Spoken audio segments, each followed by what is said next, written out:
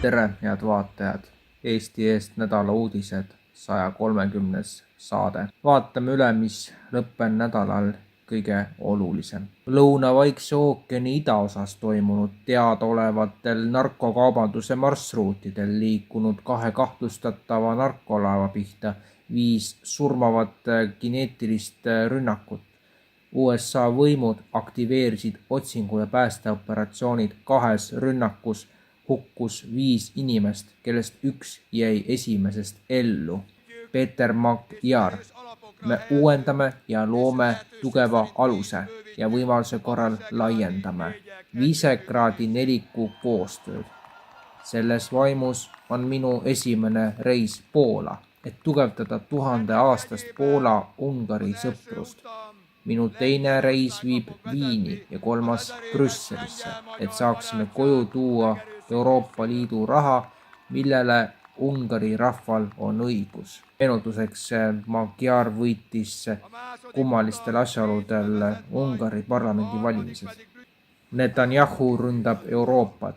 Euroopa on kaotamas kontrolli oma identiteedi üle, olles nakatunud sügavast moraalsest nõrkusest.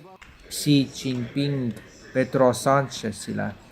Hiina ja Hispaania mõlemad põhimõttekindlad ja mõistlikud riigid. Me oleme valmis seisma ajaloo õigel poolel. Me peaksime vastu astuma džungliseadustele ja koos säilitama tõelise multilateralismi ning kaitsma maailma rahu ja arengut.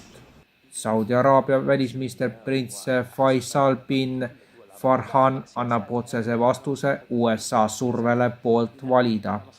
Saudi Araabia ja kõik Araabia riigid ei sea oma poliitikat teiste huvide põhjal. Nad seavad oma poliitika oma huvide põhjal olenemata seisukohtadest. Nädala skandaalseim uudis. Euroopa Liit plaanib peagi käivitada vanuse kontrollimise rakenduse, mis töötab passi või muu isikut tõendava dokumendiga. Euroopa Komisjoni president Ursula von der Leyen selgitas, et eesmärk on kaitsta lapsi kahjuliku sisu eest. Sisuliselt tähendab see aga internetiühenduse sidumist kasutaja identiteediga. Üks põhiküsimusi on, kuidas tagada üle-euroopaline tehniline lahendus vanuse kontrollimiseks. Täna võin teatada, et meil on vastus olemas. Meie Euroopa vanuse kontrollimise rakendus on tehniliselt valmis ja peagi kodanikele kasutamiseks saadaval, ütles von der Leyen. See idee on juba mõnes Euroopa riigis toetust leidnud. Prantsusmaa arutab alla 18-aastaste sotsiaalmeedia täielikku keelustamist, samas kui Saksamaa pakub välja digitaalse identiteedi rahakoti, ilma milleta oleks juurdepääs sotsiaalmeediale võimatu. Nad kehtestavad nüüd Hiina pankadele sanktsioone. Meeleheide on reaalne. Scott Bessent. 2 Hiina panka said USA rahandusministeeriumilt kirjad.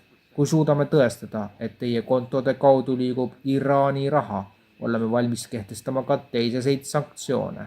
Iisrael hävitas õhurünnakuga Lõuna-Liibanonis Debninis haigla ning Iraanis jätkuvad valitsusmeelsed meeleavaldused 46. ööd järjest.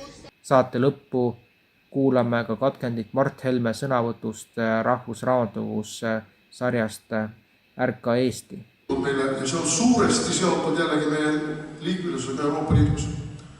See on kõikehõlmav korruptsioon.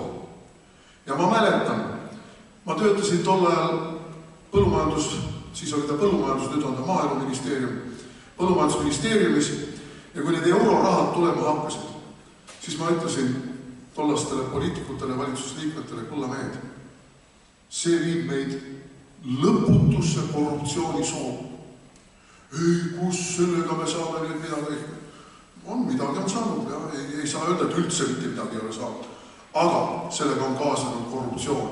Ja see korruptsioon on muutunud Eesti Vabariigis endemiliseks.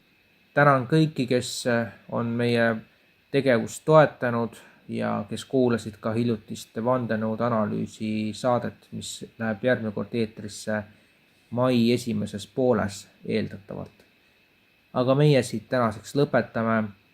Järgmise nädala saade peaks minema eetrisse, küll arvatavasti siis natuke lühemalt kui tänane saade tuli.